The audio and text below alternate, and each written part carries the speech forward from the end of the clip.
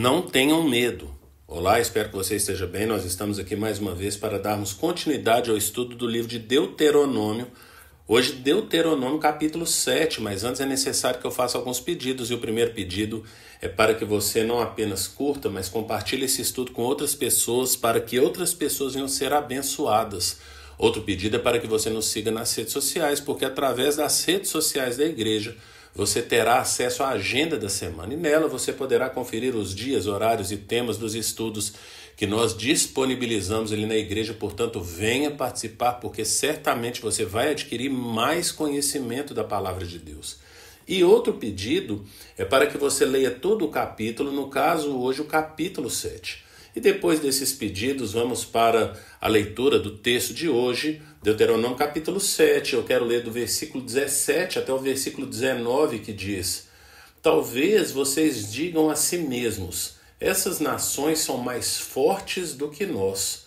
Como poderemos expulsá-las? Não tenham medo delas. Lembrem-se bem do que o Senhor, o seu Deus, fez ao faraó e a todo o Egito. Vocês viram com os seus próprios olhos as grandes provas, os sinais miraculosos e as maravilhas, a mão poderosa e o braço forte com que o Senhor, o seu Deus, os tirou de lá. O Senhor, o seu Deus, fará o mesmo com todos os povos que agora vocês temem. Portanto, algo que nós precisamos perceber aqui é que o povo de Israel está com medo desses povos que eles irão enfrentar. Mas antes de nós entrarmos no texto de hoje, é necessário que a gente faça um pequeno panorama aqui desse capítulo 7 de Deuteronômio. E o que a gente percebe aqui é que o capítulo 7 começa e termina falando a respeito dos israelitas, que eles devem eliminar todos os vestígios das religiões cananeias. Portanto, isso é o início e o final aí do capítulo. Mas no meio desse capítulo, o centro desse capítulo, reflete sobre a situação exclusiva de Israel como povo de Deus e suas responsabilidades especiais. E, portanto, o que o Senhor tem pedido para esse povo. Mas nesse trecho aqui, onde nós destacamos aqui do versículo 17 até o versículo 19, Moisés vai antecipar as objeções, ou seja, os medos que o povo de Israel tem, mas ele fala que ele vai superar esse medo rapidamente por causa das lições do passado. Portanto, Moisés traz aqui à tona a respeito da história e de tudo que eles viveram aqui com relação ao Senhor, da forma como o Senhor os tirou ali do Egito e os conduziu agora até as portas aqui da terra prometida.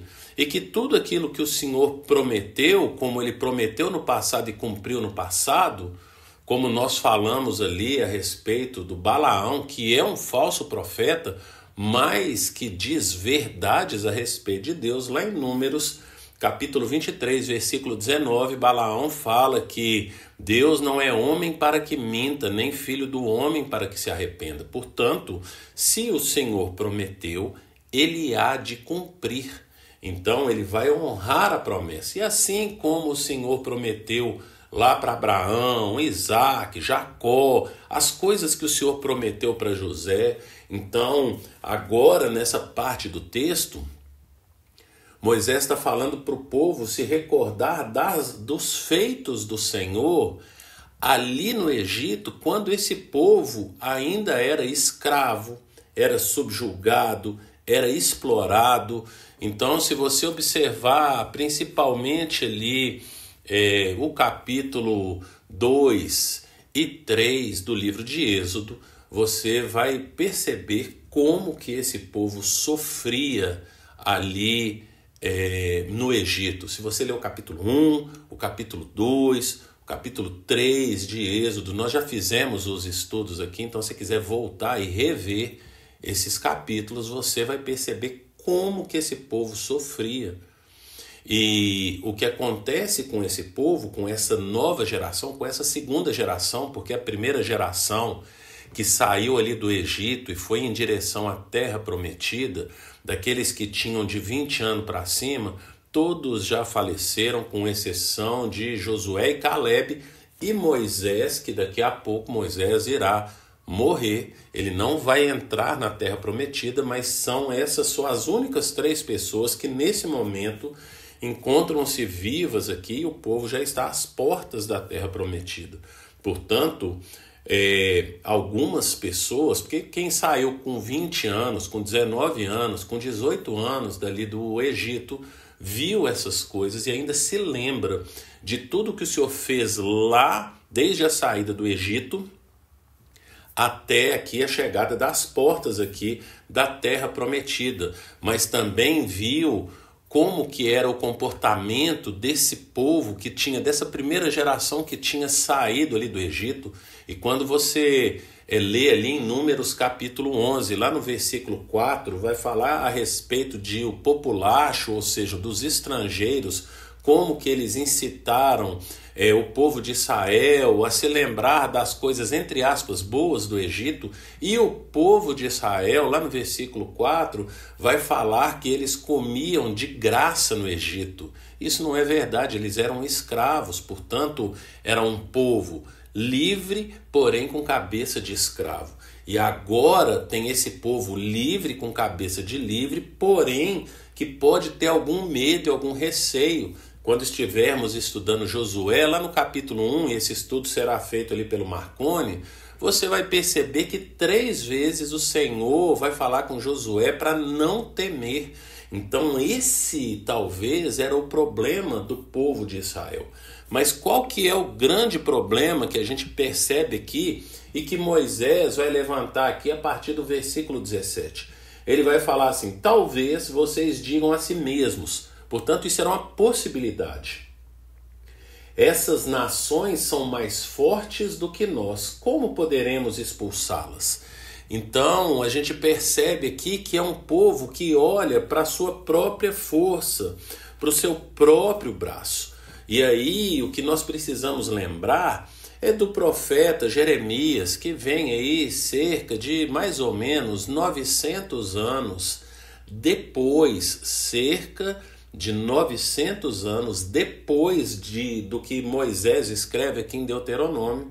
E ele vai falar lá então em Jeremias capítulo 17, lá no versículo 5, ele fala: assim diz o Senhor, maldito o homem que confia nos homens, que faz da humanidade mortal a sua força, mas cujo coração se afasta do Senhor.